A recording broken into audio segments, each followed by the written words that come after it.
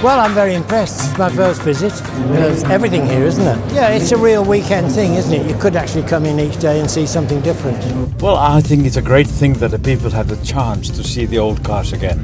Well, I've never been before, so this is my first visit to Race Retro. What I've seen are some fantastic cars that are my generation.